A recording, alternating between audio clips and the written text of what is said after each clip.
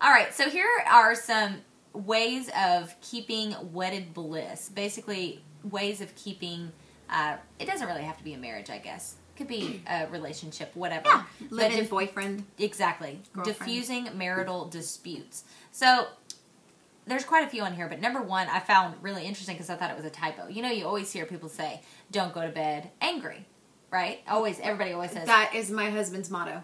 Well, there is room to argue that. Here's what they say. Several therapists and couples said forget that about always resolving anger before turning in and let someone sleep on the couch. We found that going to bed angry is often the best choice. And basically, it allows you to clear your thoughts. You get some sleep. You can make a date to resume the fight, which is, of course, going to be the next morning. Or maybe the next evening when you see each other after work, whatever. But you get some time to kind of put space. You know, and I know that sounds crazy, but I happen to agree with this. Oh, I agree 100%. I get so angry when I am forced to resolve a fight for the mere purposes of going to bed. Now, one thing I do say is, regardless of how angry we are, my husband is very adamant about telling me he loves me. And he's like, you do not walk out that door unless you say you love me. I agree with that too, totally. That I understand. Yeah. I can be as mad as I want to be at him, but the bottom line is he needs to know I love him. And vice versa, because God forbid, you never know, the tsunami hits, and we're in two different places. Exactly. So I do get that, but again, going to bed angry, sometimes you just gotta process. Give us your space. Best thing to do is just let me sleep on it. Dream about the hottie and Magic Mike for the night, and then I won't be so mad in the morning. You know, it's funny. I actually have told Jade this many times. Like, give me 10 minutes. If we get in this huge blowout fight about whatever, if you will give me 10 minutes, non-interrupted. Like, don't come banging on the door and try to, like, just give me a minute. Yep. Because, like, I think guys think that sometimes, and it's probably true from time to time, I think guys sometimes think that what we say, we mean the opposite of, like, leave me alone means come in. No, it really doesn't. It means leave me the F alone, give me 10 minutes, and I can breathe, and then we can have an adult conversation about this. Well, yeah. But if you just keep at it, I'm just going to get more frustrated. So I just don't, like, and like you were saying, just for the mere fact of we have to go to bed and be on the same terms, like, would just annoy me. Like, no, I'm not over it, or I don't want to fix it right now. I need time. Well, and sometimes it takes a moment to, get over the fight. And that's interesting because it brings us to the next point here. Take a break. Yeah. Even a 30-second break can really help a couple. If you're in the middle of a fight, push the reset button. Stop, step out of the room, and reconnect when everyone's a little calmer. I think that is really good advice. I always do that. And it's unfortunate that this new house we bought and renovated does not have locks on the doors, because that was very... fix that. Yeah, it was very beneficial. Not that Jay and I fight a lot, because we don't, but when we do, I am that person. I need a break. Like, I need a break. So now what I do is I go and I sit in the closet and I put my back up against the door so he'll leave me alone. He's gotten better. Like, he gets it now that when I say I need a break, I really do. But I think in any argument, even if you're arguing with a coworker or trying to get your point across, sometimes you just have to reset, say, okay, let's remember what the point of this argument is. Right. And address that particular thing before you get too angry. Because, fights, especially with loved ones, can totally escalate. Well, they can escalate, and then they can spin off into, like, sub-fights. Oh, God. And then these things, like, come up, and half the time... out of the blue. Even you bring them up out of the blue, and then you go, holy hell, was that in my back pocket? Where did that even come from? I don't even... Was I mad about that? I'm not even sure. And then it becomes, well, you said that first. Why did you bring that up? Well, you brought up that up. Then it's like a whole nother fight. So, no, it's bad. It's bad, people. It's bad. In a big snowball. Do it. Yeah. Don't do it. All right, this third one, I'll be honest, I'm not a fan of. Own up to your part of the fight. Oh, I'm so a fan of them owning, though. What? I can tell you how many times. A fan of them owning? Absolutely. I get in a fight with my husband, like, just own your part. Yeah. And then we'll deal with me later. Do you, and then, I was going to say, and then we'll deal with me. I'm good at this. So basically, that's pretty self-explanatory. Yeah. But it says just that's the number one thing that'll immediately break up an intense fight. If you stop and go, no, wait a minute. I know that I started this, or I know that I'm bringing this to the table, and this is where, we might have got off guard. It kind of throws your partner off, like, whoa, she's admitting she's wrong, or she's admitting that she has fault here. And that makes sense to me. Yeah, and I think it's very skilled communication right there. Because Yes, because, it's that whole positive, constructive criticism first, then you tell them the bad shit. Yeah. So you give I understand, maybe I was a little wrong in this fact. And then you can go on and list the things that they were really wrong about, and then it doesn't feel so bad. And but at least you're taking blame for part of it. Yeah, and that's, which is the key. I feel like when you get in these type of fights, both of you are to blame. Whether you started it or not, at some point in that conversation, especially if he gets to step, like 1. Where you're going to bed angry. Where you're going to bed angry, then, it's you both are at fault at some point. Because you said something that pissed the other person off in the fight that made it even worse. Yeah. So if you can just own up to the little piece, then you're going to get better. Yes, I love this. I think this is seriously, I honestly, I try this a lot. Sometimes it works, sometimes it doesn't. Find the humor.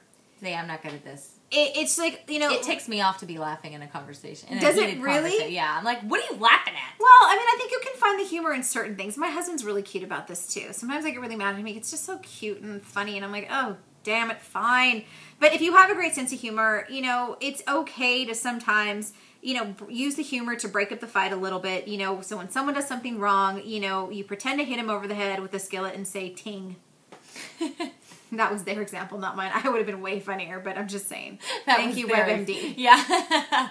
Those doctors are too damn serious. That's their joke. Ting. Yeah, I understand finding the humor. My husband does this from time to time, but it usually backfires on him because I'm like, we're trying to discuss something very important and serious, and all you can do is make a joke. That's what I would say. Really? Which makes me sound totally lame. In this, very calm moment that we're having right now makes me feel like a total ass, but that's what I would say. I think this stems from children, too. Because kids, when things go wrong and things get angry and they get upset and they don't want to do, they don't want to take a shower, this and that, sometimes if you add a little humor in there, it totally, flips the situation. I could see that. I could see that doing with kids more so than my husband, for sure. Yeah. Because when he does it, it just pisses me off even more. So he doesn't do it very frequently Maybe you anymore. should find the humor then first before he does and see then, how he reacts. Ah, that's a good. I'll try that. That's what I'm here for. Couples therapy, Gianna. Thank you very much. All right, shut up and touch. I thought you were going to say, shut up, bitch. Seriously, honestly, I was like, shut up, what? Nope. Shut up and touch, which this is not rational. Not work for me. This isn't rational. This bothers me listening to it. It does me too. It makes me feel anxiety. If I'm mad at you, the last thing I'm going to do is reach out and touch you or reach out and hug you. What the F? Argument over or awkward. What is that? No. What is that? I'm mad at you and I'm going to touch your hand? No, I'm not. You don't want me to touch you if I'm mad at you. No. You don't want to go there. How many times, though, has your husband, when you're mad at him, he just kind of tries to put his arms around you, hug you, babe, come on. Yeah, he's done that from time. No, that doesn't work. It doesn't work. I don't care, but this one is completely 100% wrong. Yeah. Hold each other after you fight. Yeah, have that's some good great. makeup sex. Yeah, makeup sex all day long, but just during is awkward. No. I'm mad at you, but I'm hugging you. I don't understand. I'm so bipolar. That's just weird. No. Remember the take a break, even a 30-second break? That also means, don't touch. Yeah, don't touch me. Just don't touch. All right. Ban the butt. Couples often derail a resolution when they try to acknowledge the other partner's position, but then add a but in their next breath. I am so this person. My husband is so this person. Oh my God. You can't add the but to reaffirm your position. It's just, it just doesn't work that way. I can understand why you didn't pick up the dishes in the family room, but why do you think I'm the maid? Well, my husband's always... That isn't as bad. What drives me nuts is when Jay's like, well, I'm sorry, but... No. Yeah. No. I'm sorry is never followed by but. Mm-hmm. Exactly. Yep. Either you're sorry or you're not. I'm sorry, but means you're not sorry. You're just saying I'm sorry to make the situation better at the moment. But you're not sorry. You can't be sorry with a caveat on the back end of it. It's not the way it works. No, and I think that's actually a very good point. Yeah, you do. Yeah, ban the but. Ban the but. And the last one, remember what's important. We're bringing it all home here, we are, people. Yes, we are. We soon realized that we don't have 2 beings in a marriage. We actually have 3. Me, my husband, and the marriage. This is so hippy-dippy. Wow. But I'm going to read it. We're all going to go there, okay? And we have to take good care of all 3 of us. Now, I get that. You got to take care of your marriage. And I think this happens, this is a good example, when people have children. A lot of people have children and then forget about the other person, their husband or wife. Women do this far more than men. Mm-hmm. They stop having sex with their husband. They stop acknowledging their husband. They just get in kid mode, and then their kid turns 18 and they're like, who the hell is this person living in my house? That's true. I think that happens. So your marriage, in this hippy-dippy article, they're saying you treat it as an entity, which is fine. Okay. But take care of your marriage. That's the basic point of that cheesy-ass last one. You mow the lawn at your house.